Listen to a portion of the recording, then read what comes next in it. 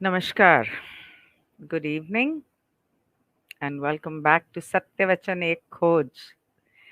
पिछले साल तक तो हम लोग अलग तरह की खोज कर रहे थे कि दवाइयों के बारे में और बीमारियों के बारे में। लेकिन हाँ, उस वक्त भी अगर आपको याद होगा हमने बात की थी मेरे दूसरे मुस्कान चैनल के ऊपर एक वीडियो किया था डॉक्टर के साथ, जिसके अंदर डॉक्टर ने पूरा डिटेल में समझाया था। मेरे ख्याल से मैंने यहाँ भी शेयर किया था वो वीडियो, मुझे याद नहीं है। लेकिन डॉक्टर ने पूरी तरह से समझाया था कि क्या प्रॉब्लम है। मेरे ख्याल से मुझे इंस्टा पर भी लाइव जाना चाहिए, क्योंकि बहुत सारे लोग जो इंस्टा पर हैं वो लोग मेरी इस चैनल के बारे में ज़्यादा कुछ जानते नहीं हैं। सो मेरे ख्याल से बेहतर रहेगा कि all right. So Instagram, welcome, good evening, and I am live on सत्यवचन एक खोज। एक बार 10 मिनट में डॉक्टर आ जाएंगी और हम उनसे भी बात करेंगे। और डॉक्टर आएंगी तो आप उनकी बात सुन नहीं सकोगे, तो मुझे हेडफोन निकालना पड़ेगा। अम, आज का टॉपिक ये है, वो मैंने जानबूझ के लिखा नहीं, क्योंकि जहां आप टाइटल में लिख दो ना सुइयों के बारे में, तो वो लोग वीडियो को बैन कर देते हैं। इंस्टा पर भी बैन कर देते हैं, और मेरे चैनल पे तो मेरे ऊपर बहुत सारे रिस्ट्रिक्शंस लगा रखे हैं उन्होंने। हालांकि मैं बहुत रेयरली इंस्टा के ऊपर कुछ शेयर करती हूँ, लेकिन आज मैं बात करने आई हूँ और मैं थोड़ी सी जल्दी आ गई ताकि मैं आपको ये बता सकूं कि मेरे साथ क्या हेल्थ प्रॉब्लम्स हो रही थी। तो शुरुआत से शुरू करूं तो मुझे ऐसा लग रहा था कि मैं बहुत मोटी हो रही हूं, तो चलो थोड़ा वर्कआउट करते हैं। 6-8 महीने हो गए मुझे वर्कआउट करते हुए, 1 इंच का फर्क तो पड़ा नहीं। लेकिन हुआ ये कि 2 महीने पहले, 2 महीने तकरीबन पहले, मेरी उंगलियों में दर्द होने लगा, मेरे जोड़ों में दर्द होने लगा, मेरे पैरों की उंगलियों में दर्द होने लगा। और वो दर्द कुछ इस तरह का था कि मैं रात भर सो नहीं पाती थी। ऐसे ऐसे उंगलियां करती रहती थी, रात को उठ उठ के पैरों की उंगलियों को ऐसे करती थी। एलोपैथिक पेन किलर्स लेने की तो मेरी आदत है नहीं। अब मेरी समझ में नहीं आ रहा था। मैंने कहा कि डॉक्टर कोई बोलेगा कि रूमेटाइड आर्थराइटिस, ये वो उल्टा सीधा, लेकिन मेरा कैल्शियम लेवल तो सही है और ऐसी कोई बात नहीं है मेरे शरीर में, तो फिर ये क्यों हो रहा है, मुझे समझ में नहीं आया। उसके बाद 1 महीने पहले, जिसकी वजह से मैं मई के वीडियोस जो हैं टैरो न्यूमरोलॉजी के, मैं नहीं कर पाई।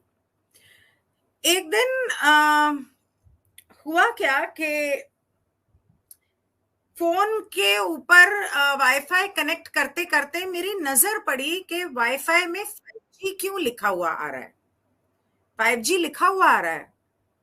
तो मैंने कहा मैंने तो 5G एक्टिवेट किया नहीं है। तो खैर, मैं इसको आइंदा से 5 पांडव कहूंगी, नहीं तो एवं प्रॉब्लम हो जाएगी। तो क्या हुआ कि कुछ बिजी थी काम में, बात आई गई हो गई। उसके बाद एक दिन नींद खुली और सर्दी, खांसी और शरीर में इतनी थकावट कि मुझसे बिस्तर से उठा न जाए सारा दिन। और मैं बात करूं तो ऐसी आवाज तो बिल्कुल भी नहीं थी। मेरा गला पूरा बंद हो गया, मेरी आवाज बंद हो गई और बात करने की हालत में नहीं थी मैं। आवाज नहीं निकलती थी मुंह से, इतनी कमजोरी। मेरी आदत है, जब मैं कमजोरी महसूस करती हूं तो मल्टी विटामिन इंजेक्शन घर में रखती हूँ और रोज एक ले लेती हूँ 3 दिन के लिए। तो मैंने मल्टीविटामिन इंजेक्शन लगा लिया 1 लगाया, 2 लगाया, 3 लगाया, कोई फर्क नहीं पड़ रहा है। एक दिन वेट किया मैंने और मैंने सोचा कि मेरे ख्याल से मैं डॉक्टर से बात कर लूं तो बेटर रहेगा। वो डॉक्टर ना जो इंट्रावीनस B12 का लगाता है ना, वो हमेशा एक बहुत होता है मेरे लिए। एक लगा लिया तो मैं ठीक। अब थोड़ा सा फ्लैशबैक में जाते हैं। फ्लैशबैक में ये हुआ कि अगर आपको याद होगा 2021 में जनवरी के महीने में मैंने टेस्ट कराया था क्योंकि मुझे कहीं जाना था। ये वाला कुछ टेस्ट किए थे मैंने। क्यों क्यों किए थे? मैं बीमार नहीं थी, लेकिन मुझे सर्टिफिकेट चाहिए था कि मैं बिल्कुल ठीक हूं, तो ताकि मैं ट्रैवल कर सकूं। अब पंगा तो कर रखा था इन्होंने। आमतौर में बहुत सारे लोग नकली सर्टिफिकेट्स लेते थे, पर मैंने कहा नहीं, क्या करना है, छड्डो परे, एक बार ही तो जाना है, तो मैं करा लेती हूँ। करा लिया। वो उस दिन अगर आपको याद होगा, मैंने अपने इंस्टाग्राम पे और यूट्यूब पे एक वीडियो डाला था जिसमें पुलिस वाले ने मेरे हाथ से मेरा फोन छीन लिया था और मेरा पुलिस वाले के साथ बहुत झगड़ा हुआ था। याद है? 2021 में हुआ था। वो वीडियो मेरे पास आज भी है। यूट्यूब ने वो वीडियो बैन कर दिया, मतलब डिलीट कर दिया, वो अलग बात है। इंस्टाग्राम ने भी वो डिलीट कर दिया। नहीं, मेरे जिनी वाले इंस्टाग्राम के ऊपर वो वीडियो आज भी शायद है। 2 वीडियोस बनाए मैंने। जब उसने मेरे हाथ से मेरा फोन छीन लिया, क्योंकि मैं नानावटी हॉस्पिटल गई थी, तो उन लोगों ने मुझे कहा कि तुम्हें ये पहनना पड़ेगा वरना तुम यहां नहीं आ सकती हो। मैंने कहा मैं तो नहीं पहनूंगी। तो इस बात पर वो मुझे अरेस्ट करने आए थे और अरेस्ट तो कर नहीं पाए। उसके बाद क्या हुआ? हेलो डॉक्टर, मैं इनको थोड़ा फ्लैशबैक बता रही थी। चलो चलो। तो उसके बाद क्या हुआ कि खैर फाइनली मैं सबर्बन में गई और मैंने उनसे रिक्वेस्ट की कि आप मेरे हाथ में दे दो, मैं खुद कर लेती हूँ। उसने मना कर दिया, जिद की, और पता नहीं कौन सी खुंदक में बैठी थी वो लड़की, उसने घुसा दिया। अब मुझे ये तब भी पता था और अब तो डेफिनेटली पता चल गया कि उस ईयरबड के आगे ये लोग जो दवाइयां यहां लगाते थे वो वहां भी लगी हुई थी। और मैंने तो वो लिया नहीं, मैंने तो वो दवाइयां ली नहीं जो लोगों ने जा जाके लगाई कि हाँ गवर्नमेंट ने बोला है तो सही बोला होगा, तो लेना है भाई। तो मैंने तो ली नहीं, पर वो इसके जरिए उन लोगों ने शायद मुझे दे दी। Cut to come back, sorry, अगले दिन दोपहर को मेरी शाम की ट्रेन थी 5 बजे की। दोपहर को 3 बजे जब मैं सोकर उठी, मैं सो गई थी यहीं पर, और जब मैं सो के उठी तो मेरी तबीयत इतनी खराब थी, बुखार नहीं था, लेकिन मुझसे, मैं अभी इस वक्त अपने बेडरूम में बैठी हूँ और मुझसे इस बेडरूम से अपने हॉल तक चलकर नहीं जा सकती थी। मेरे हाथ ऐसे कांप रहे थे, मैं कांप रही थी, मेरे से बात नहीं हो रही थी। मैंने फोन अपना वहां चार्ज पे लगाया था। मैं यहां से वहां रेंग के जमीन पर गई, जमीन पे रेंग कर मैं गई। मैं घर में अकेली थी। मैंने अपने फैमिली ग्रुप पे वीडियो डाला कि मेरी तबीयत बहुत खराब है, मुझसे बात भी नहीं हो रही, can somebody come and help me out. ऐसे समय पर और उस एक हफ्ते में मैंने बहुत सारे छोटे छोटे 1-1, 2-2 मिनट के क्लिप्स मैंने यूट्यूब पे, इंस्टाग्राम पे, व्हाट्सएप पे, टेलीग्राम पे, हर जगह डाले कि मैंने कोई दवाई नहीं ली, मैं डॉक्टर के पास नहीं गई, मैंने सिर्फ आराम किया। 7 दिन 6 दिन मैंने सिर्फ नारियल पानी और जूस पे बिताया, और शाम को एक वक्त मैं दाल चावल खाती थी। I was fasting totally. वो भी फर्स्ट डे तो कोई था ही नहीं मेरे पास। नेक्स्ट डे पूना से मेरे एक दोस्त आए और मेरी सिस्टर आई और उन लोगों ने मेरा ध्यान रखा। She was out of town. Cut to come back to 1 महीना पहले। अब 1 महीना पहले ये हुआ कि खांसी हो गई।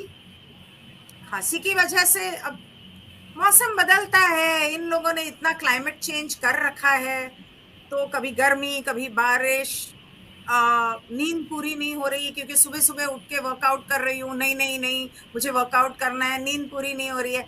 मैंने सोचा ठीक है वीकनेस हो गई होगी, आई टुक इट लिटिल लाइटली। उस दौरान जब मैंने दवाई शुरू की, मैंने डॉक्टर सूजन की ही दवाई की, और जैसा कि मैंने कहा कि मैंने विटामिन के इंजेक्शंस लिए, कुछ नहीं हो रहा था। फाइनली मैंने जाना था बिनसर, मेडिटेशन एक्सपेडिशन पे जाना था। 6 महीने से वो प्लान हो रहा था, 27 लोग हमारे साथ जा रहे थे, तो मैं कैंसिल तो नहीं कर सकती थी। तो मैंने कहा कोई बात नहीं, मैं डॉक्टर के पास गई, मैंने 2 ग्लूकोज चढ़ाए, उसके अंदर डॉक्टर ने विटामिन इंजेक्शंस डाले, आई थिंक आयरन पता नहीं जो डॉक्टर ने डाला उन्होंने डाला, और जिद करके उन्होंने कि नहीं तेरी तबीयत बहुत खराब है, तो उन्होंने he is a family friend, उन्होंने एक एंटीबायोटिक का इंजेक्शन डाला, जिससे मुझे थोड़ा सा फर्क पड़ा, लेकिन मेरी खांसी ठीक नहीं हो रही थी। मुझे फर्क तो पड़ा, लेकिन वो कहते ना ताकत नहीं आ रही थी। मैंने कहा अगले दिन, अच्छा जब मैं 2021 में बीमार पड़ी तो मेरा बेटा आने वाला था 2 दिन बाद, तो मैं डॉक्टर के पास गई, उन्होंने मुझे एक ड्रिप चढ़ाया, वो क्या बोलते हैं उसको, पता नहीं, कुछ एक नाम होता है, कुछ तो होता है, और एक इंट्रावीनस B12 दिया, and next day I was fine, absolutely fine. ठीक है, मैं इस बार फिर गई, मैंने कहा भाई मुझे तो बिनसर जाना है, तो ड्रिप चढ़ा दो, B12 दे दो। उन्होंने दे दिया, कुछ पता नहीं बिटकोफोल या उसके अंदर फॉलिक एसिड B12 सब कुछ मिक्सचर टाइप था, उन्होंने वो दे दिया, and he is like you should be fine with this. ये तो दिया पर कोई फर्क नहीं पड़ रहा है। थोड़ा सा सुबह मुझे ठीक लगा और शाम तक मैं फिर ऐसे जैसे कि अभी मर जाऊंगी। मेरी इतनी बुरी हालत कि मैं बात नहीं कर पा रही थी। आई सेड कुछ गड़बड़ है। तब मुझे अचानक याद आया कि 2021 में, अरे यार 2021 में, आई एम सो सॉरी, ये कॉल आ जाते हैं ना लोगों के बीच में अचानक से, पता नहीं क्यों। तो मुझे याद आया कि 2021 में जब मैं बीमार पड़ी थी, तब मैंने रेडिएशन मेजर करने वाला जो है ना, वो लेके मैंने जब चेक किया था, उसी दिन चेक किया था जिस दिन मैं बीमार पड़ी, और वो बहुत हाई था। और तब मुझे पता चला कि इन लोगों ने 5 पांडव को बुला लिया है। अब तब मैंने वाईफाई बंद कर दिया, बिल्डिंग वालों से बहुत रिक्वेस्ट की, नहीं माने, नहीं नहीं हमको तो चाहिए 5 पांडव, वो तो नया है, हम उसके बिना कैसे चलेगा, पूरी दुनिया लगा रही है, उसमें क्या बुरा है। अभी क्या बोलूं, जिनकी आंखों पे पट्टी, आंखों पे नहीं, जिनके दिमाग पे पट्टी बंधी है, उनका तो कुछ हो नहीं सकता। खैर मैंने अपने घर से लड़ झगड़ के केबल वाले से वो 5 पांडव को बंद करवाया। उसके बाद इस बार जब मैं बीमार पड़ी, अच्छा मैं भूल गई थी इस बारे में, और जब डॉक्टर के पास से जाकर आई और फिर भी मैं ठीक नहीं हो रही, मुझ में ताकत नहीं थी। मेन थिंग ये थी कि मुझ में ताकत नहीं थी, गला खराब चलता रहता है, ताकत क्यों नहीं है शरीर में, मैं उठ के कोई काम क्यों नहीं कर पा रही हूँ। तब मेरे को याद आया कि ये तब होता है जब वाईफाई के अंदर 5 पांडव चल रहा है। और 2-3 दिन पहले जब मैंने अपने फोन को वाईफाई से कनेक्ट करना चाहा, तो शायद मेरी नजर पड़ी थी उसके ऊपर कि 5 पांडव एक्टिव है, पर मैंने तो बंद करवा दिया था। तब मैंने दोबारा चेक किया, मैंने मीटर निकाला, उसमें सेल डाला और चेक किया, and it was so high, beep beep beep beep beep beep beep beep beep beep, red red red red blink करे जा रहा है। I said what the hell, ये कब हुआ, कैसे हुआ। तुरंत मैंने फोन किया वाईफाई वाले को, मैंने बोला आपने शुरू कैसे किया, मेरी परमिशन के बिना मेरे घर में 5 पांडव कैसे आए। उन्होंने कहा नहीं मैडम हमने नहीं किया, आपके पड़ोसी से आया होगा, बाजू वाली बिल्डिंग में टावर्स लगे हैं, ऐसा है वैसा है। आई सेड नहीं, मेरे वाईफाई राउटर में वो कैसे आ सकता है जब तक आपकी तरफ से शुरू नहीं हुआ, इसको अभी के अभी बंद करो। तो मैंने वाईफाई बंद कर दिया 3-4 दिन के लिए। वाईफाई तो बंद कर दिया, अब बिल्डिंग वालों से कौन लड़े, सोसाइटी के बेवकूफ सब लोग बैठे हुए हैं।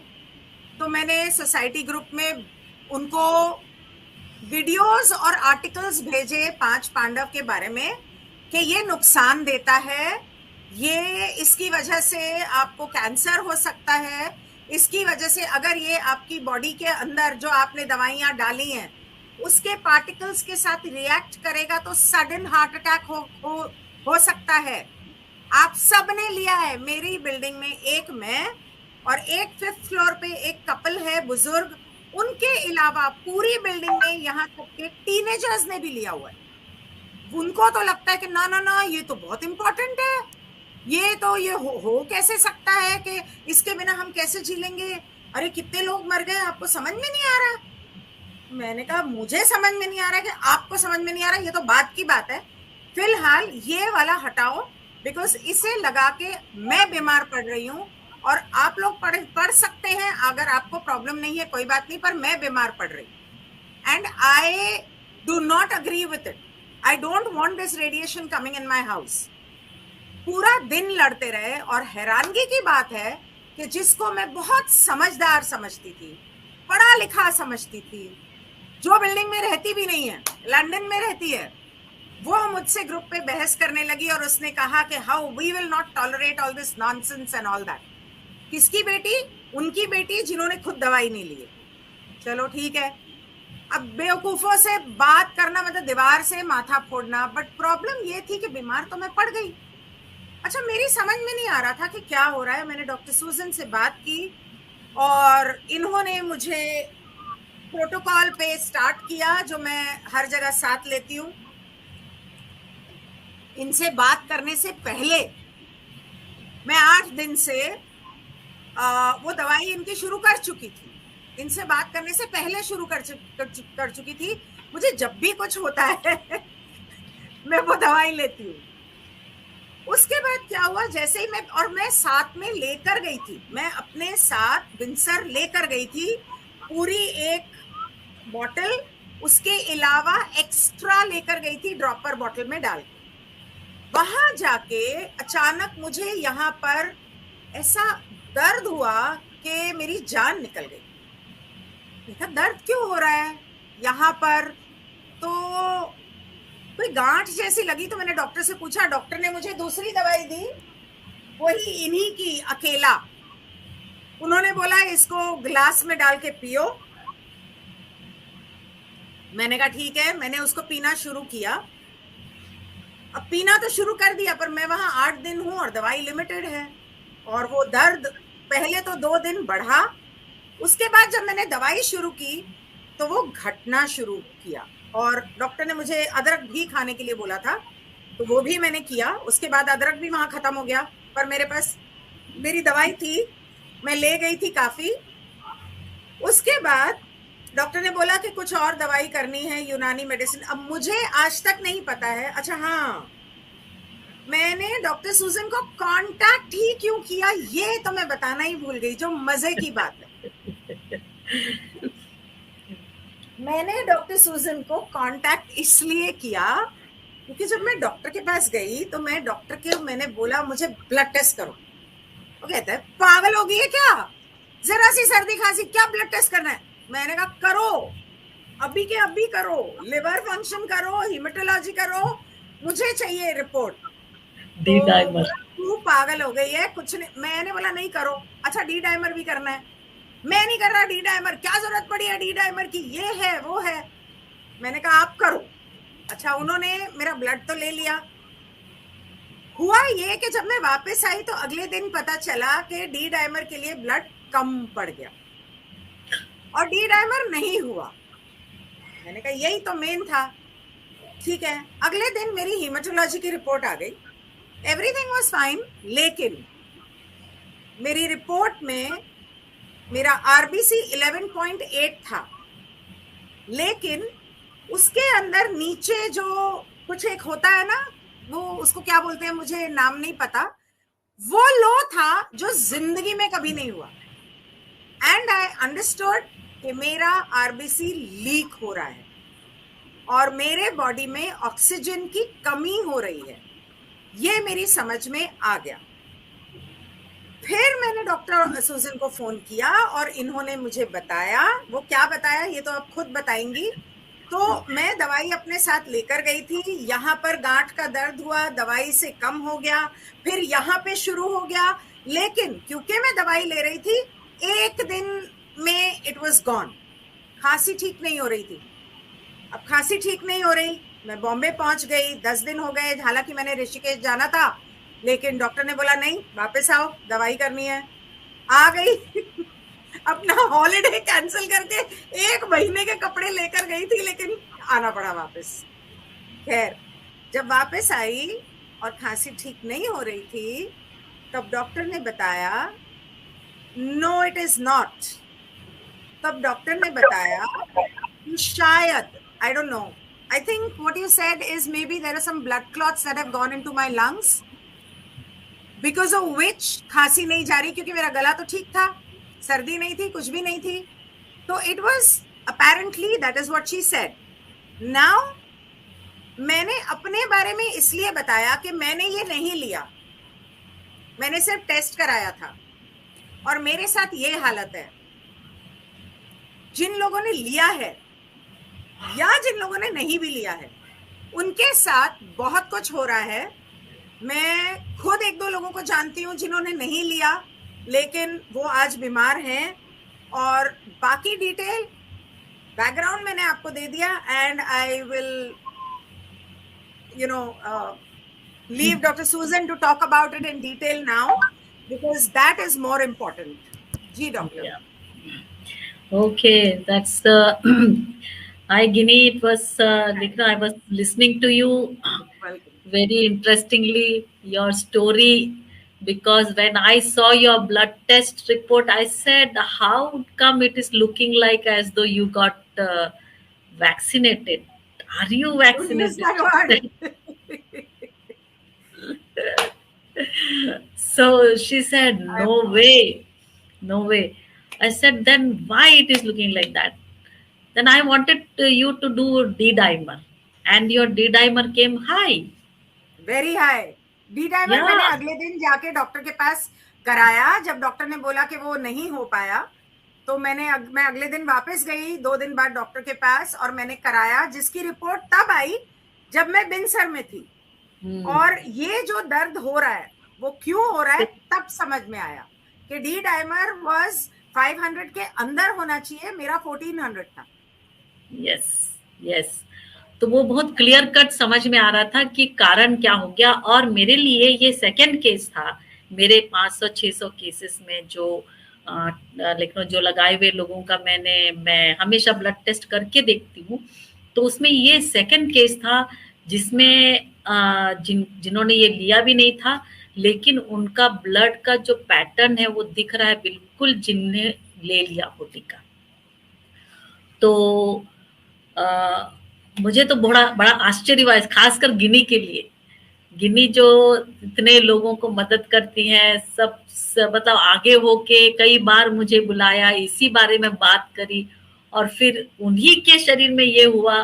तो मैंने कहा कि like no there is a purpose of God. Every crisis comes with an opportunity. So मैंने कहा कि हमें चुप नहीं रहना चाहिए, हमें बात करना चाहिए, क्योंकि आपने जो 5 पांडवों के बारे में बात कर रहे हो, और ये जो टीके लगाने के बारे में है, और जो टीका नहीं भी लिया उनका लाइफ रिस्क में आ रहा है, तो ये सब चीज़ों के बारे में बात करना जरूरी है, ताकि हम अपने आप को बचा के रख सकें और सुरक्षित कैसे रखना है इन सब चीज़ों में, इसके बारे में बात कर सकें। तो मेरे लिए मैंने देखा कि इनके जो ब्लड में आरबीसी में इंजरी दिख रही थी, क्योंकि आरबीसी लीक होने से उसका वॉल्यूम कम हो जाता है, जिसको हम कहते हैं पैक्ड सेल वॉल्यूम होता है, and that mean corpuscles concentration होता है, हीमोग्लोबिन होता है, वो सारी चीजें कम दिखाई दे रही थी, क्योंकि जो ग्राफेन ऑक्साइड होता है इसके अंदर में, वो एक ब्लेड लाइक स्ट्रक्चर होता है, और स्पाइक प्रोटीन भी उसपे स्पाइक होते हैं। तो ये क्या करते हैं, जिनका डी डाइमर हाई होता है उनके लिए कैसा होता है, ये जाके उनके ब्लड वेसल्स के इंटर मतलब इनर लाइनिंग को हर्ट करते हैं। तो उसकी वजह से कहते हैं एक तो डी डाइमर ज्यादा होता है, और सेम ब्लेड लाइक स्ट्रक्चर आपके आरबीसी को भी हर्ट कर सकता है। तो बिल्कुल क्लियर कट दिख रहा था, लिवर फंक्शन तो ठीक ही था, लेकिन जो मेन इंजरी ये 2 जगह पे दिखाई दे रही थी। और ये मेरे लिए थोड़ा सा एक आश्चर्य का काम हो गया था, क्योंकि मैं तो सिर्फ उस तरफ कॉन्सेंट्रेट कर रही थी कि जिन्होंने टीका ले लिया है उन लोग के ऊपर ध्यान दे के जिन ने टेस्ट किया वो सब के सब अपनी जान बचा लिए। पर नहीं आपने तो बताया कि आपके पास और भी कुछ केस ऐसे आए थे जिन्होंने नहीं लिया और उसके बावजूद उनको वो सिम्टम्स थे। बिल्कुल बिल्कुल, एक व्यक्ति आया ऐसा, जवान है, और अचानक से वो बात बेहोश एक होके और आई है, मैंने भेजी थी एक और भेजा आपने? अच्छा, मैंने देखा नहीं। तो मेरे पास अभी फिलहाल आपको मिला के 2 व्यक्ति हैं जिन्होंने वो ली है। दूसरी को मैंने भेजा था। नहीं, वो एक लड़का है, पहले अच्छा पहले आपके अच्छा पहले। वो तो मेरे अच्छा लिए फर्स्ट केस था वो, तो उसमें मुझे बहुत सीखने को मिला। और एक्चुअली क्या कहते हैं, उनके परिवार में इतना दबाव था कि इसी दवा के ऊपर वो टिक नहीं रह पा रहे थे, आखिर में उनको जाके ऑपरेशन करना पड़ा। और फिर यहाँ पर उसका फंस गया था क्लॉट, तो इसको उन्होंने ऑपरेशन करके निकाला। फिर उसके पैर में फंस गया क्लॉट, तो उधर से ऑपरेशन करके निकाला। तो मैंने आपको जो फोटो भेजी थी क्लॉट की, कुछ वैसा क्लॉट था? आपने फोटो भेजा था क्लॉट का? मैंने अभी अभी प्रोग्राम से पहले मैं आपसे बात कर रही थी ना, कि मैंने किसी की क्लॉट की एक फोटो भेजी है आपको, उसने तो लिया हुआ है। मैं दिखाऊं आपको? हाँ, मैं देख लेती हूँ इसमें। आपने जो फोटो भेजा वो एक वुंड का है, और अच्छा, ये नहीं वाला है, वो भेजा। ब्लड क्लॉट है।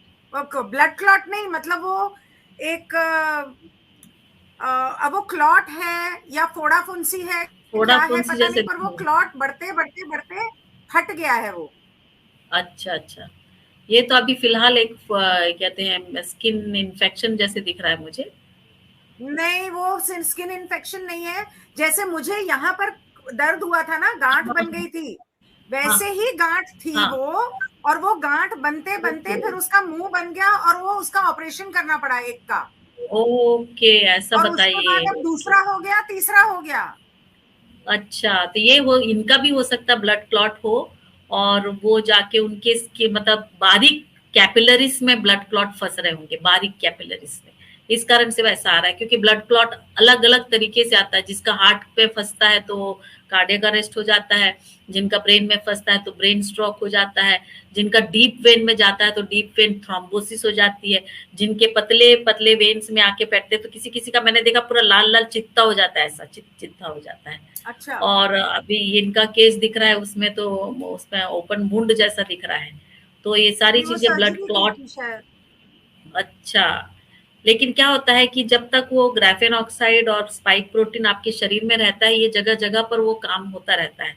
तो अलग अलग व्यक्तियों को अलग अलग तरीके से मैनिफेस्टेशन होता है, ठीक है ना? उसके तो अलावा डॉक्टर, एक सवाल आपसे पूछना चाह रही हूँ। आप बता रहे थे कि मेरे से पहले जो केस आपके पास आया था, हाँ, तो 2 केस जो आपके पास आए थे, तो एस प्रोटीन शेडिंग की वजह से भी लोग बीमार हो रहे हैं? बिल्कुल। जिन्होंने जो लिया हुआ है उनकी एस प्रोटीन शेडिंग की वजह से, जिन्होंने नहीं लिया वो लोग बीमार हो रहे हैं? बिल्कुल, क्योंकि मैं इसीलिए इसको कह रही हूँ, क्योंकि एक इंटरनेशनल कॉन्फ्रेंस में थी मैं लास्ट ईयर, और उसमें डॉक्टर रायन कोल से प्रश्न पूछा गया कि वैक्स शेडिंग होती है क्या? तो उन्होंने प्रूफ करके दिखाया उनके लैब में ब्लड को कि कैसा होता है। तो तब समझ में आया कि कुछ लोगों की बॉडीज बहुत सेंसिटिव होती हैं, जो कि एस प्रोटीन को लाइक नो से उसका प्रभाव आता है, उनके शरीर में आ जाता है, ठीक है ना? तो ये चीज को अभी मैं जब देख रही हूँ ऐसे केसेस को, मैं उसको कनेक्ट कर रही हूँ, क्योंकि जब तक मेरे पास केस नहीं आ जाते, मैं उनके ब्लड को नहीं देख लेती हूँ उसका टेस्ट, तो मुझे तकलीफ होती है। अभी मैं देख रही हूँ। अब आपका एक और जो केस आया वो 3rd केस हो जाएगा, यदि बिना टीका लिए हुए लोगों को ये आ रहा है। पर ये बड़ी आश्चर्य की बात थी शुरुआत में, लेकिन बाद में मैं जब उस जो वैक्स शेडिंग ग्रुप्स के साथ में मैंने इंटरेक्शन करके देखा तो बिल्कुल उनके पास तो कई टेस्टिमनीज ऐसे हैं जो इस तरह से सफर कर रहे हैं। तो उसके लिए जो सबसे बेस्ट चीज है कि हमें अपने शरीर को टाइम टाइम पे डिटॉक्स करते रहना चाहिए, क्योंकि हम ऐसे एनवायरनमेंट में अब जी रहे हैं, ना केवल एक हमारे क्या कहते हैं भूमि गगन वायु अग्नि नीर की प्रदूषण है, परंतु हमारे यहाँ इंड्यूस्ड प्रदूषण है जो हमने अपने आप से बना के लिया है, टेक्नोलॉजी के नाम से बना के लिया हुआ प्रदूषण है। तो इन सब चीजों से क्या होता है कि हमारा जो शरीर है वो कंटिन्यूअसली रिसीव करता रहता है इतने सारे पोल्यूटेंट्स या जिसको हम टॉक्सिन्स कहते हैं, और वो टॉक्सिन्स का निकलना जरूरी होता है। वो नहीं निकलेगा तो आपके कोशिकाओं में ऑक्सीजनेशन मतलब ऑक्सीजन की कमी पड़ जाएगी। आप ब्रीथ तो कर रहे हैं लेकिन आपका कोशिका उसको यूज नहीं कर पा रहा है, इसलिए फिर आपको थकान महसूस होगी और आपको बीमारी, ऐसा लगेगा कि मैं कहीं बीमार हो गई हूँ। बीमारी क्या है? बीमारी ऑक्सीजन की कमी है। जहां आपकी कोशिकाएं ऑक्सीजन को सही मात्रा में इस्तेमाल नहीं कर पाती है उसी को कहते हैं बीमारी। एक सवाल है डॉक्टर, जब बॉडी में ऑक्सीजन की, एक्चुअली दो सवाल हैं, जब बॉडी में ऑक्सीजन की कमी हो जाती है तो is that the main reason that leads to cancer? Number 2, everything. दूसरा सवाल ये है कि जिन लोगों ने ये दवाई ली हुई है, बहुत सारे लोगों में मैंने सुना है कि बोन मैरो कैंसर आ रहा है, और आज ही मैं इंस्टाग्राम पे और ट्विटर पे पढ़ रही थी कि कैंसर के केसेस बहुत ज्यादा बढ़ गए हैं हिंदुस्तान में, और खास करके बोन मैरो कैंसर। तो बोन मैरो कैंसर के क्या सिम्टम्स होते हैं? ये जो ब्लड क्लॉटिंग या फोड़ा फुंसी आना, या ये उस तरफ तो इशारा नहीं करता है ना? मैं तो क्या करती हूँ, सीधे ब्लड टेस्ट इसीलिए करके देखती हूँ कि जिससे मुझे बोन मैरो की एक्टिविटी का पता चलता है और उससे प्रेडिक्ट कर सकती हूँ कि किस किस केसेस में कैंसर होने की संभावनाएं ज्यादा होती है। इसी का कारण है कि कंप्लीट हीमेटोलॉजी करती हूँ, उस पर देखती हूँ कि बोन मैरो कैसे काम कर रहा है। कभी वो बहुत ज्यादा कोशिका बनाता है, कभी कोशिका बना नहीं पाता है, ये दोनों में से एक होता रहता है। क्यों होता है? क्योंकि बोन मैरो में लॉन्च होते हैं आपके स्पाइक प्रोटीन या फिर ग्राफेन ऑक्साइड, उसको हर्ट किया होता है तो वो बोन मैरो गड़बड़ करना शुरू करता है। तो उसी से पता चलता है कि इनको कैंसर होने की संभावना है, क्योंकि उनके बोन मैरो में ही सारे ब्लड सेल्स बनते हैं, चाहे वो WBC हो, RBC हो, प्लेटलेट्स हो, ये सब के सब वहां से बन के निकलते हैं। तो वो उसका फंक्शन, उंगलियों का दर्द उस वजह से था? नहीं, आपके में जो है वो डी डाइमर, हाँ डी डाइमर जो है वो हाई था, तो मैं उसका भी सस्पिशन करूंगी कि जो क्लॉट बारीक बारीक क्लॉट है वो जाके फंस जाते होंगे, तो इस कारण से आपको ये दर्द, जोड़ों का दर्द महसूस हो रहा था, हाथों में दर्द महसूस हो रहा था। नेटवर्क चला गया डॉक्टर, आपका नेटवर्क चला गया था, तो we lost you what you said. Okay okay okay, मेरे हाथ दिखाई नहीं दे रहा था वैसा। एनीवे, तो मैं कहती हूँ कि आपके इसमें जो बारीक, हाँ अभी सुनाई दे रहा है? हाँ हेलो, अभी सुनाई दे रहा है? हाँ अब सुनाई दे रहा है। हाँ ओके, तो मैं कह रही थी कि जो बारीक ब्लड क्लॉट है जो आपके शरीर में, वो बारीक, थोड़ी सी आवाज फिर से कट कट क्या रही? ओहो, दरवाजा खोल, नेटवर्क आ जाए। Sorry 1 second. हाँ मेरा नेटवर्क तो नेटवर्क चेक कर लेते, हो सकता है मेरा भी हो, क्या पता, तो इसलिए मैंने नेटवर्क, हाँ sorry doctor, are you there? हाँ या बिल्कुल, मैं आपको देख सकती हूँ, मेरा वीडियो मुझे ठीक से दिखाई दे रहा है। ओके हाँ, दोबारा बताइए सर, आप क्या बता रहे थे? बिल्कुल, मैं बता रही थी कि जो आपके शरीर में, आपने जो प्रश्न पूछा, आपको जो उंगलियों में दर्द हो रही थी, जोड़ों में दर्द हो रही थी, वो किस वजह से है? आपके केस में चूंकि डी डाइमर ज्यादा था और वो जो बारीक कैपिलरीज जो होती है, बारीक बारीक नलियां जो होती है, उसमें जाके जब फंस जाता है तो वहां पर ऑक्सीजन की सप्लाई कम हो जाती है, तो उससे आपको दर्द होता है। जहां ऑक्सीजन की सप्लाई कम होगी वहां पर आपको थकान होगा, नहीं तो बहुत ज्यादा सप्लाई कम होगी तो दर्द होगा ही, ठीक है ना? इसी कारण से जब आपने कहा कि मुझे बहुत खांसी आ रही है और एकदम से, तब मैं समझ गई कि जरूर बारीक कैपिलरीज, लंग्स के बारीक कैपिलरीज में वो फंस रहे होंगे। तो आएगी, उस हाँ, टाइप की आपने खांसी, इरिटेशन होगा।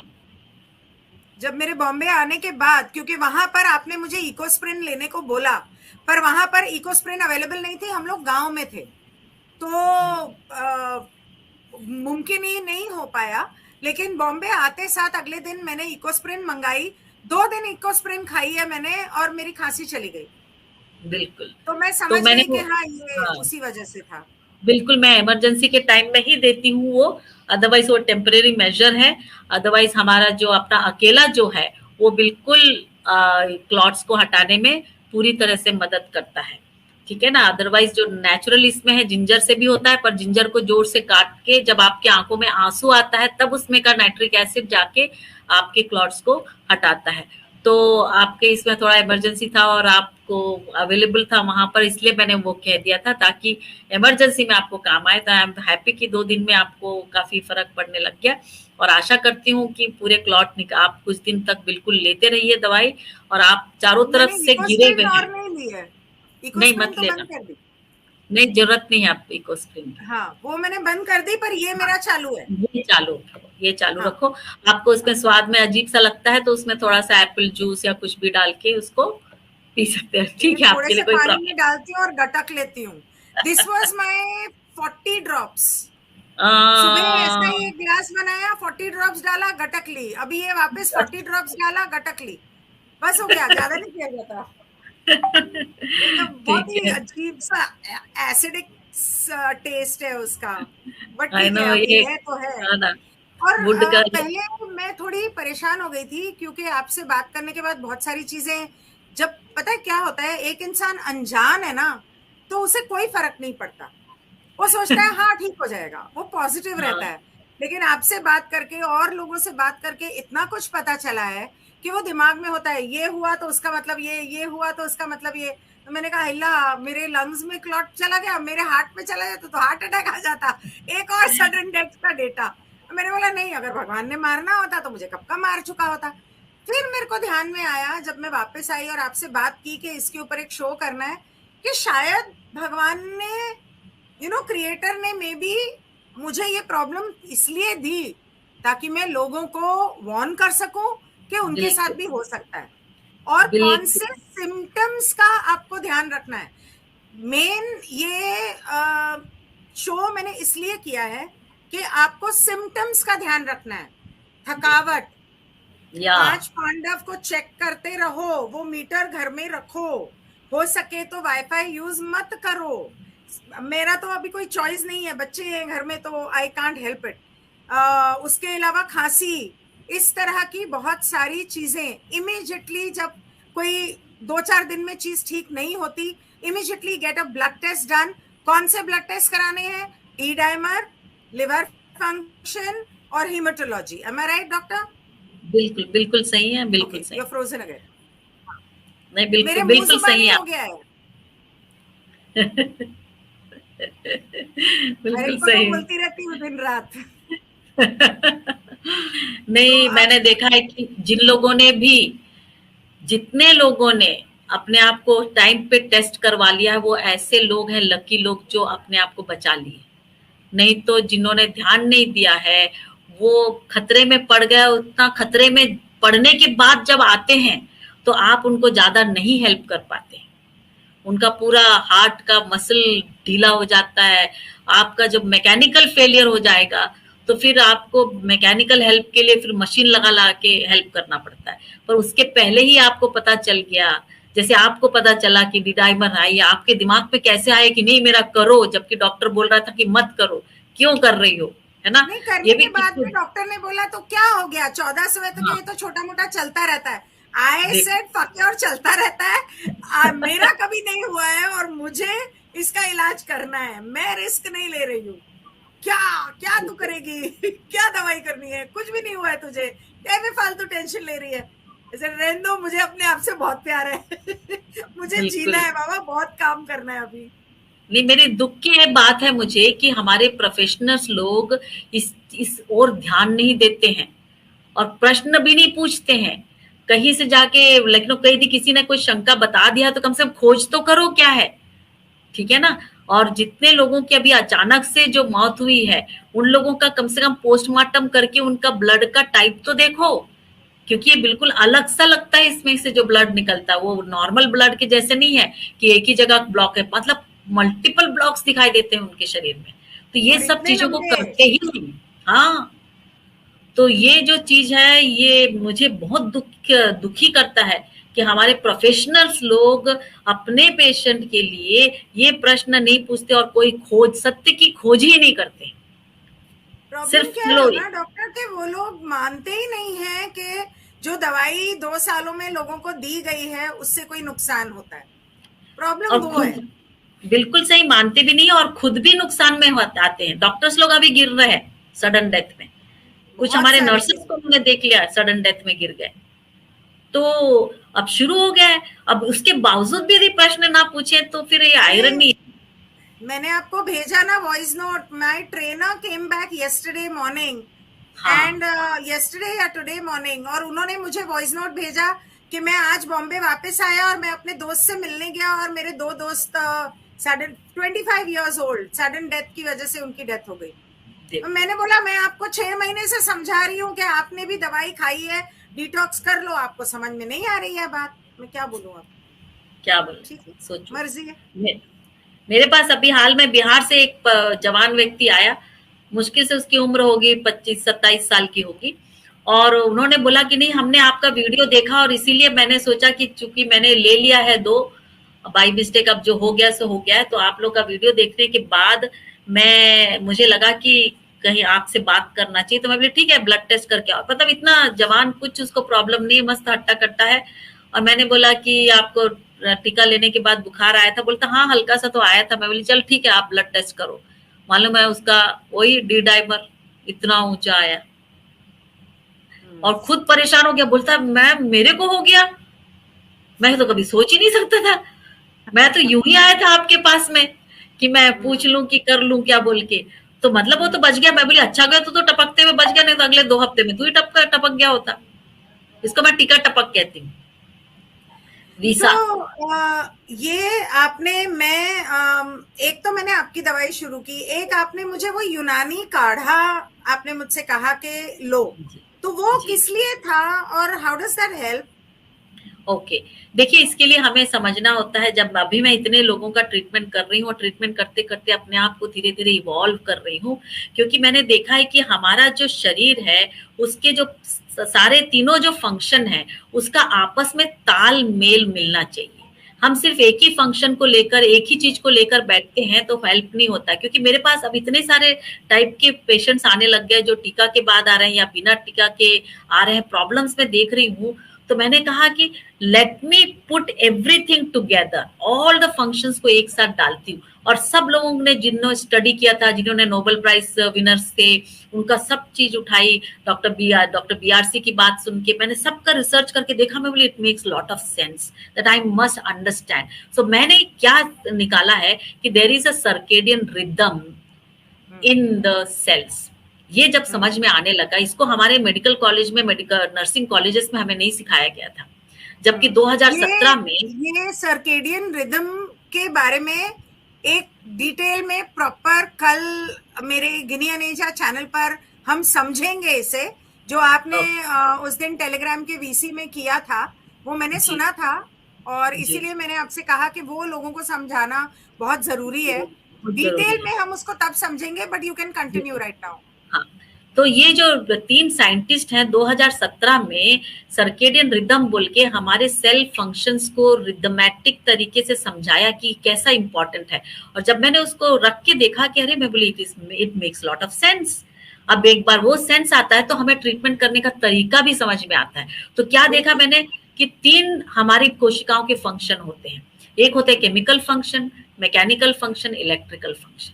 तो उसमें जो केमिकल फंक्शन होता है उसमें हमने देखा कि 4 उसमें घटक होते हैं, 4 केमिकल फंक्शंस होते हैं। इसको मैं आहोम कहती, AHOM, आहोम।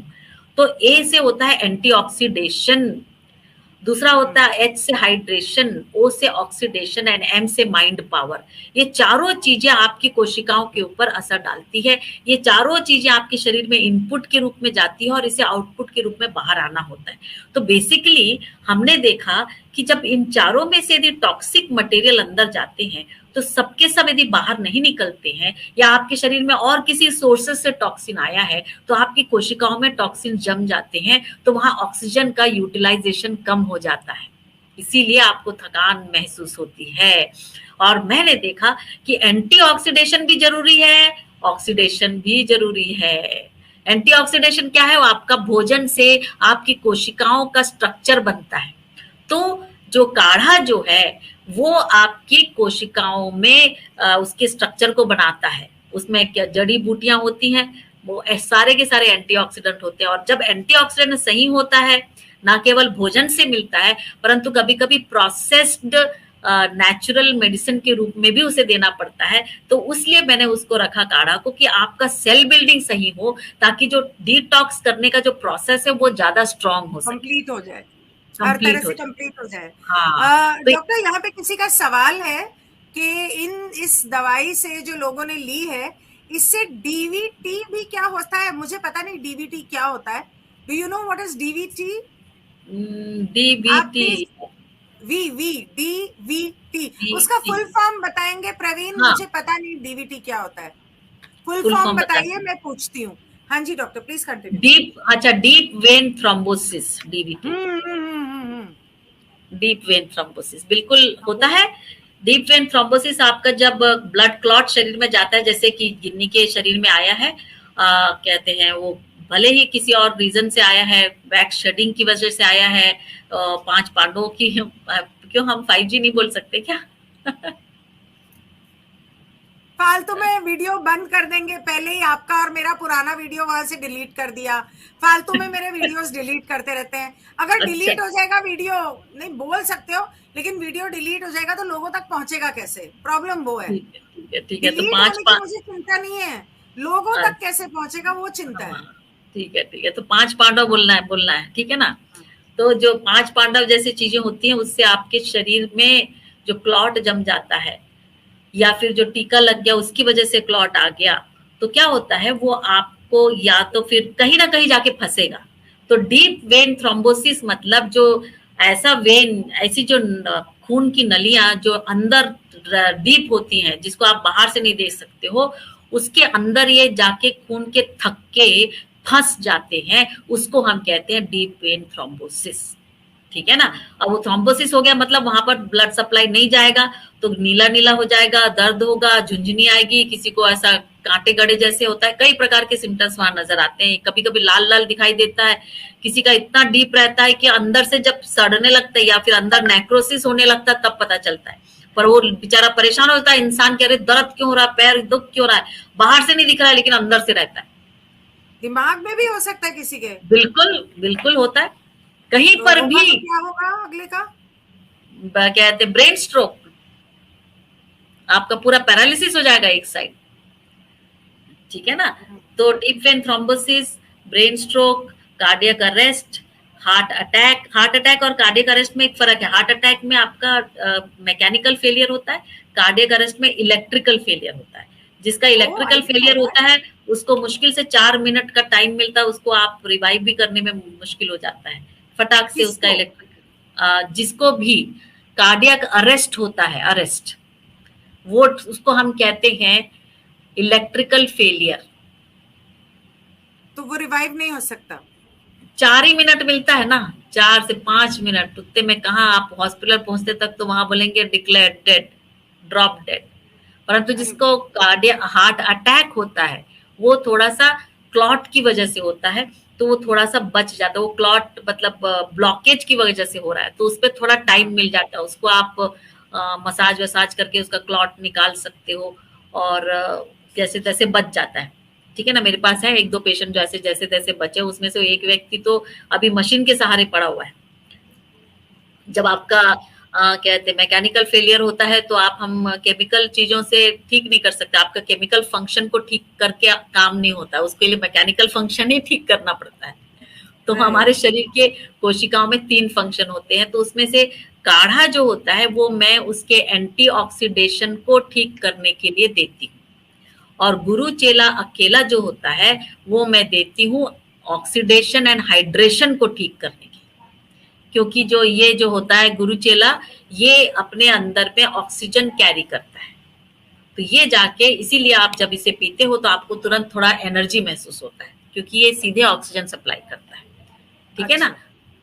और तो ये हुआ, आपने पूछा, हाँ आपने जो प्रश्न पूछा कि क्या कहते हैं ये काढ़ा क्यों दिया आपने मुझे, ठीक है ना, तो उससे आपकी सेल बिल्डिंग सही होगी, वो भी टॉक्सिन को निकालने में हेल्प करता है।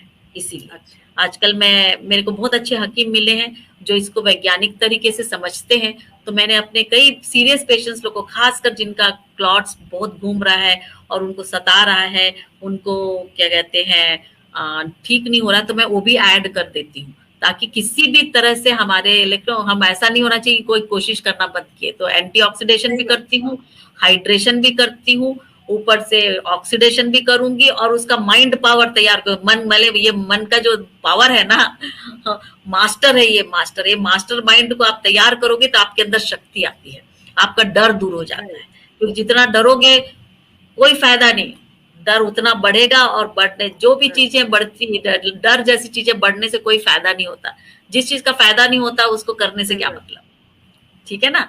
तो ये हुआ आपके उस प्रश्न का। आपने मुझे डीआईपी डाइट पे भी डाला है, राइट? जी सो आई हैव बीन, जब से एक्चुअली आपसे पूछने से पहले मेरा कुछ रूटीन सिमिलर ही था डीआईपी डाइट जैसा,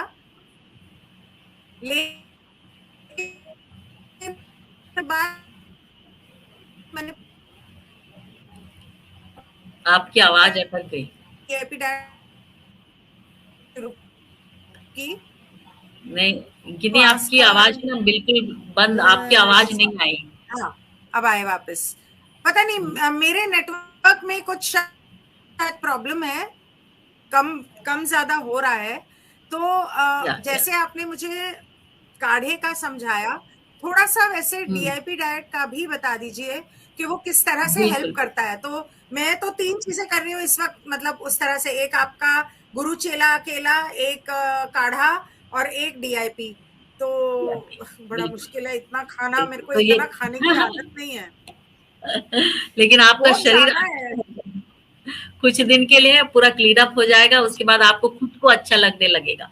तो जैसे मैंने बताया एंटीऑक्सीडेशन में हमें फूड लगता है, जब मैं फूड को बोलती हूँ तो वो इस तरह से हाथ रखती हूँ, वाह वाह फूड इज टेस्टी। यदि फूड टेस्टी नहीं होता तो हमको खाने की इच्छा नहीं होती, ये मालिक को मजा नहीं आता, ठीक है ना।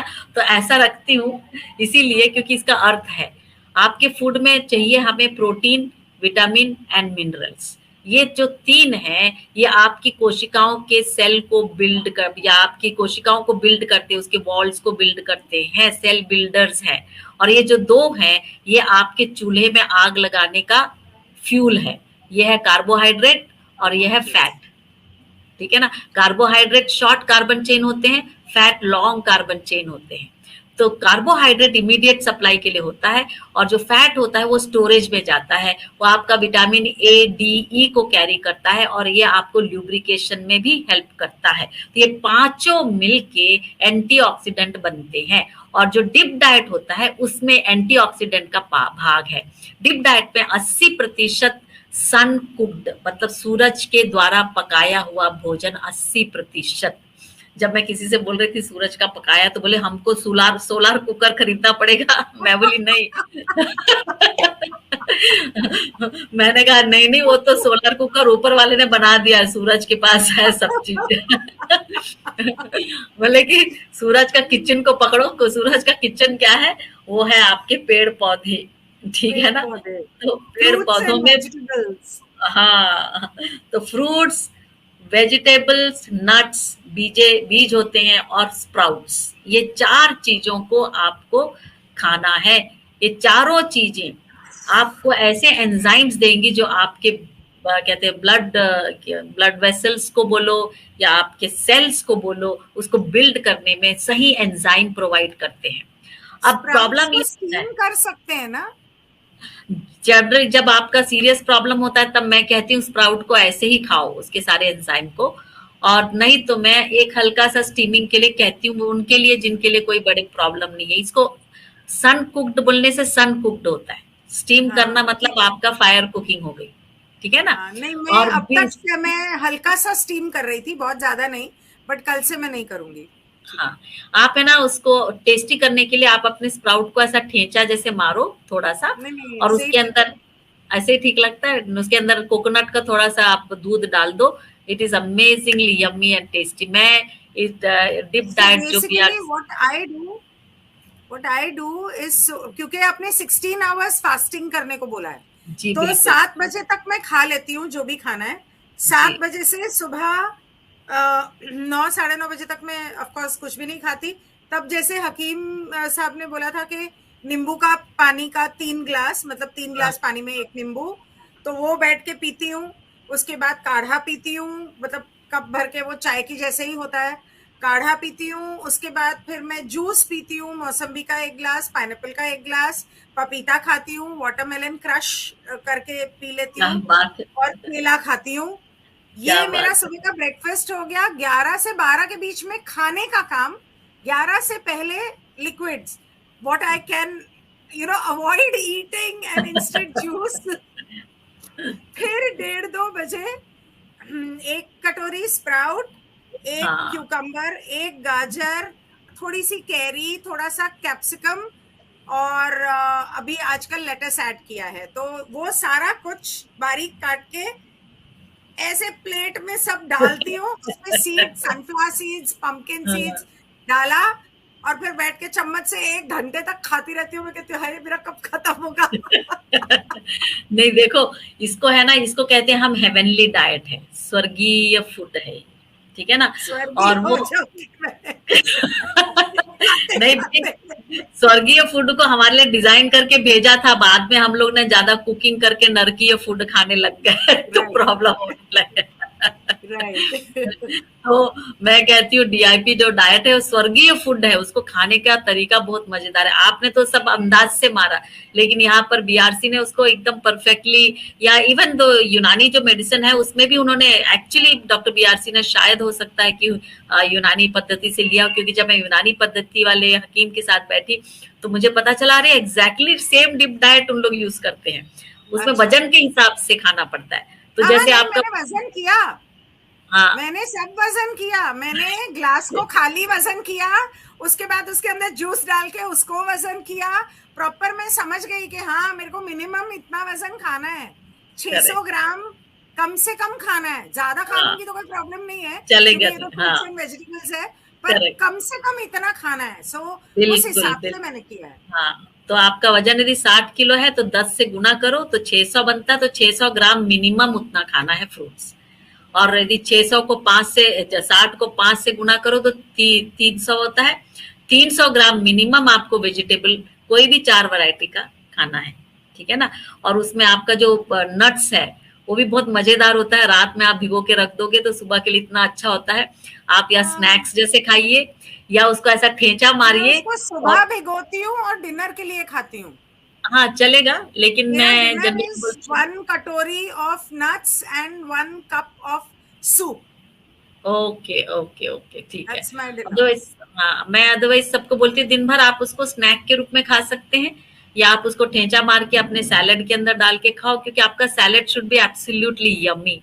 यू हाँ, can put lot of coconut in I it, no. Coconut like coconut हाँ, milk in I it, I you put can, coconut. वो थोड़े इट्स से अमेजिंग। सिंगदाने भी भीगे हुए डाल देती हूँ कभी कभी, हाँ, थोड़ा कुछ, या it's but I so prefer the amazing. Seeds in it. मुझे सीड्स ओके, ज्यादा अच्छे लगते हैं। एंड किसी हकीम किसी साहब को, ने बोला था कि सैलेड में प्याज नहीं खाना, और सैलेड हाँ में नमक नहीं डालना। सो बिना हाँ प्याज तो आई एनीवेज डोंट एंजॉय, बट बिना नमक के आई हैव। सो थोड़ा मुश्किल लगता है, आदत नहीं है ना इतने हाँ, कभी तो खाया नहीं है वैसे। अच्छा सो अच्छा, और हम लोग अब रियलाइज होता है कि हम लोग कितना गलत डाइट खाते आए हैं सारी उम्र। बिल्कुल इतने तो दिन में मैं आपको अभी आप बता फ्रिज रहे देख थे रही हूँ। कि, आपका उस दिन जो सॉरी, हालत व्हाट था, डिड यू से? आपका उस दिन जो हालत था, मैंने आपका फोटो देखा, और अभी जो देख रही हूँ उसमें कितना फर्क दिख रहा है, देखो, है ना। उस दिन पूरा आपके इधर सब फोड़े फुंसी आ गए थे, पूरा चेहरा अलग लग रहा था, मेरे को नहीं लग रहा था गिन्नी का चेहरा मैं देख रही हूँ। अभी देखो कितना प्यारा लग रहा है। तो ये चीजें जो अपन अंदर देते हैं उससे फर्क जरूर पड़ता है। एक थोड़ी सी आदत बदलने के लिए हमारे जो मन का मालिक है उसको तैयार करना पड़ता है, बस उसको गुलामी का रिश्ता छोड़कर एक दोस्ती का रिश्ते में आना पड़ता है। तो ये काढ़ा और डिप डाइट बेसिकली हमारे ऑक्सीजन लेवल को बढ़ाता है, हमें डिटॉक्स करता है सेल्स को। नहीं, ये दोनों आपके एंटीऑक्सीडेंट हैं, ये आपके सेल बिल्डिंग में मदद करते हैं, एंटीऑक्सीडेंट सेल बिल्डिंग में मदद करते हैं। ओके, ये आपकी, जैसे कि आप अपना आपका घर है तो आपके घर में देता है। हाँ बिल्कुल, ऑक्सीडेशन अपना जो गुरु चेला है वो ऑक्सीजन देता, ऑक्सीजन और पानी के अंदर ऑक्सीजन दे रहे हैं हम लोग, ठीक है ना। तो पानी और ऑक्सीजन देने का काम किसका है? गुरु चेला और अकेला का, क्योंकि हम उसको 2 बॉटल पानी में पीते हैं, ठीक है ना। हम रोज ऐसा वाला 2 बॉटल हम बना लेते हैं, एक गुरु चेला के लिए और एक अकेला के लिए, इतना पानी। इसके अलावा और भी जूस आप जितना पियोगे उतना अच्छा है। हाइड्रेशन हमारे शरीर के लिए बहुत अच्छा है, क्योंकि हाइड्रेशन से आपका पेशाब, आपका पसीना, ये दोनों जब निकल जाता है तो उससे टॉक्सिन निकलता है आपके शरीर से, क्योंकि ऑक्सीजन जाके टॉक्सिन्स को ऑक्सीडाइज करता है, तो उसको ऊपर वॉश आउट करके निकलना होता है। हर चीज श्वास से बाहर नहीं जाती, श्वास से आपका कार्बन डाइऑक्साइड जाएगा, लेकिन बाकी चीजें तो पानी से जाएगी, इंटेस्टाइन से निकल के जाएगा, फीसेस के रूप में जाएगा, तो ये आउटपुट जरूरी है, ठीक है ना। तो कहते हैं एंटीऑक्सीडेंट जो होता है केमिकल एक्शन में, वो होता है आपका फूड, ऑयल्स होते हैं, जैसे मैं ये कहते हैं सृष्टि वरदान ऑयल देती हूँ, वो भी आपके एंटीऑक्सीडेंट पे आएंगे। और आपका डिप डाइट जो कि 80% सन कुक्ड, 20% फायर कुक्ड जो फूड होता है, वो फायर कुक्ड फूड में भी मैं कहती हूँ कि सबसे बेस्ट है, खासकर जब आपकी तबीयत ठीक नहीं है तो सबसे बेस्ट है कि आप 5 पॉजिटिव मिलेट्स ले, जो डॉक्टर खादरवली आपको एडवाइस करते हैं। उनके वेबसाइट में आप जाके देखोगे, आपको कई लखनऊ एरिया वेबसाइट्स में कनेक्शन मिलेंगे जहां से आप खरीद सकते हो। तो मिलेट एक ऐसा कुक्ड फूड है जो आपके कोशिकाओं की आज्ञाओं को मानता है, जब वो आज्ञा देता है तभी मिलेट अब्सॉर्ब होकर अपने शरीर में जाता है। इसलिए कई प्रकार की बीमारियों को निकालने के लिए पॉजिटिव मिलेट्स को डालना बहुत अच्छा होता है। ये तो मतलब इतना जो स्ट्रिक्ट रेजिम जो हम बता रहे हैं उनके लिए है जिनकी ऑलरेडी तबीयत खराब होने लग गई है, या फिर उनके लिए है जो बहुत कॉन्शियस है अपने स्वास्थ्य के, मुझे तबीयत खराब होने के बाद नहीं भाई पहले से ही ठीक रखना है। तो दोनों व्यक्तियों के लिए ये वाले जो डाइट बहुत अच्छे होते हैं एंटीऑक्सीडेशन में। उसके बाद जो दूसरा केमिकल एक्शन होता है वो हाइड्रेशन।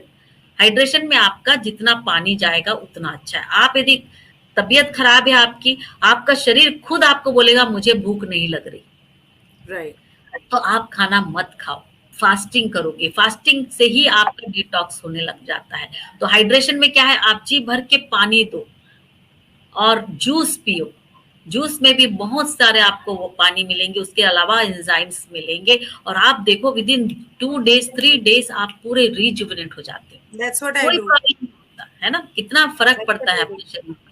तो हाइड्रेशन कुछ आऊं तो I am whole day only on nariyal pani and juice. Yes, देखो नारियल पानी इज अनदर अमेजिंग थिंग, है ना। और आप आजकल तो नारियल सब जगह अवेलेबल है, तो आप नारियल पानी लेके पियो। आपका दुनिया भर का जो एक्सपेंस होता है वो इसमें डाल लो। कभी कभी ऐसा लगता है बाप रे नारियल इतना एक्सपेंसिव है, ये है वो है, लेकिन कितना खर्चा होता है। आप एक हॉस्पिटल में जाके आते हो तो जहां से आप अपने लिए टॉक्सिन भर के लेके आते हो, है ना। आपके लिए डिटॉक्स नहीं होता है, टॉक्सिन होता है जब आप हॉस्पिटल्स में जाके अपने लिए दुनिया भर की दवाइयां लेके आते हो, तो नेचुरल वे में होता है। तीसरा, हाँ तीसरा जो है, जिन लोगों ने नहीं लिया उनके कोई और सिम्टम्स या प्रॉब्लम्स भी सामने आ रही हैं क्या? अभी तो इतना ही मेरे सामने आया है जितना आपका है या एक और व्यक्ति का आया है। उसके अलावा जो आए हैं उन लोग ऑलरेडी पहले से कुछ ना कुछ बीमारियां थी उनके पास, इसलिए मैं उसको असेस नहीं कर पा रही। मैंने आपको एक और भेजी थी, आपको याद नहीं आ रहा है, दिल्ली की थी लड़की। अच्छा अच्छा अच्छा। अभी कल परसों उसने दवाई बंद कर दी क्योंकि उसको उल्टियां हो रही हैं और आपने मना किया था कि अगर नहीं स्टमक रिटेन नहीं कर रहा है तो मेडिसिन बंद कर दो। हाँ, उसका ओवरडोज पे आया होगा, तो मैंने उसको कहा होगा कि विटामिन सी लेके ओवरडोज बंद कर, ओवरडोज को मैनेज करो और उसके बाद फिर कम डोज में आ जाओ। अच्छा, हाँ, तो तो मेरे को बिल्कुल उसने उसका भी नाम नहीं क्या? ली है और उसको भी अच्छा, अच्छा, प्रॉब्लम्स आ रही थी। आपको याद नहीं? कोई अच्छा। नहीं, मैं बाद में बात करती हूँ आपसे उस बारे में। ठीक है, मैं भी पूरा वो रिकॉर्ड खोल के टाइफाइड देखती हूँ। का ब्लड टेस्ट में टाइफाइड बता रहे थे। हाँ, हाँ, हाँ, हाँ, हाँ, हाँ, याद अभी आया? याद आ रहा। हाँ, हाँ, हाँ। जबकि उसको कोई सिम्टम्स नहीं है टाइफाइड के। टेस्ट में टाइफाइड ना, ओके, ओके, ओके, अभी ध्यान आया मेरे को। अच्छा, आपकी तरफ से आया था। Okay, okay. ठीक है ना, तो अभी 3 हुए उसको मिला के मतलब। ठीक है। हाँ, तो हाँ। मतलब सिम्पटम्स तो देखो, टॉक्सिन है शरीर में, कौन से जगह में जाके बैठता है उसी जगह का सिम्पटम्स आपको दिखाई देगा। यदि कहीं नहीं, उंगली मतलब में, जैसे क्लॉट्स हो गए, हाँ, बोन्स में पेन हो गया, थकावट हो गई, ये 3 सिम्टम हुए, हाँ, उसके अलावा है फिर ना? ये एक होता है कि ये सिम्पटम्स को ऑटो इम्यून डिसऑर्डर में भी कैटेगराइज करते हैं, ऑटो इम्यून डिसऑर्डर। अभी हाँ। एक पेशेंट आया है जिसका पूरा मुंह का जो छिलका है, मुंह से लेकर गुदाद्वार तक का छिलका निकल गया आओ। उसको, और उनको बड़े हॉस्पिटल में बोल दिया कि ऑटो इम्यून डिसऑर्डर है। क्या पेम्फेगस वल्गैरिस करके कोई रोग का नाम बताया है, ऑटो इम्यून डिसऑर्डर है।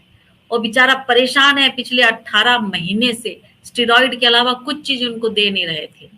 तो अब पिछले लॉकडाउन हमने सेम चीज किया, गुरु चेला अकेला, और काढ़ा भी दिया उसको। शुरू में बहुत रोया, मैंने उसको इतनी हिम्मत दिलाई हूँ कि मैं बोली बेटा देखो ऐसा है कि अभी कोई दूसरा चारा नहीं है, आपको ये करना ही होगा। हाँ, इतने समय तक आपने टॉलरेट कर लिया, अब इसको हिम्मत के साथ पियो।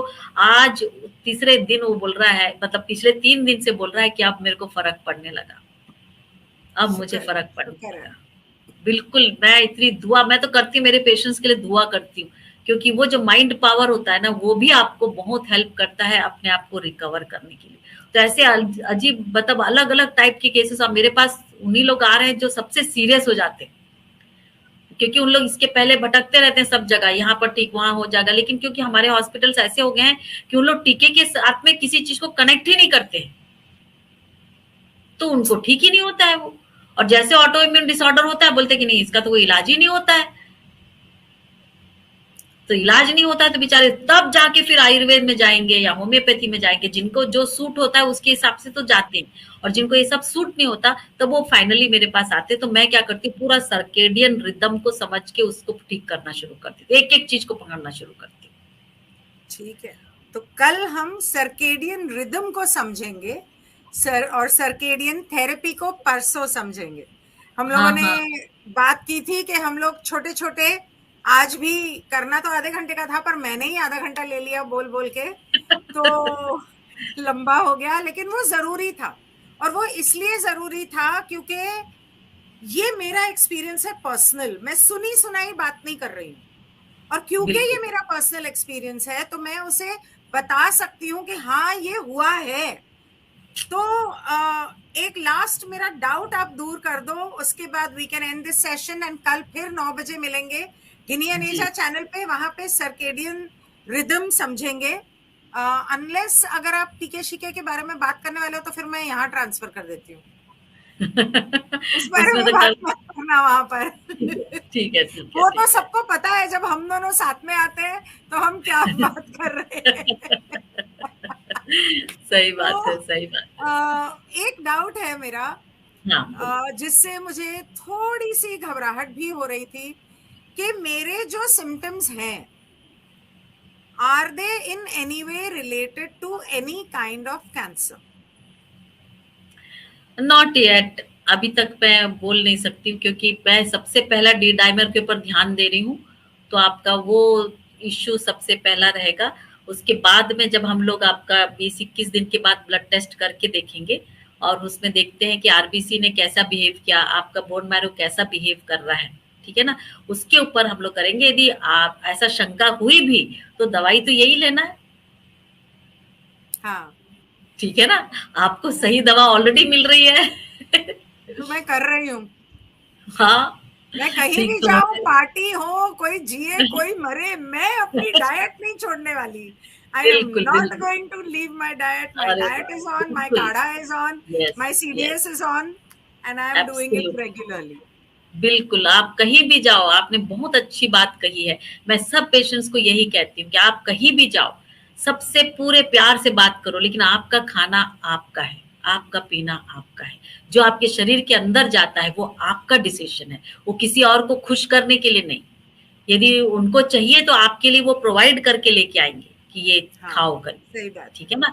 लेकिन आप अपने अपने जो आपके सेवक हैं, जो जिसको आप अपने मित्र बना लिया है, उस मित्र की सेवा में बिल्कुल कोई कमी मत छोड़ना, क्योंकि वो आपके फेथफुल सर्वेंट्स हैं, वो आपको खुश रखेंगे हमेशा।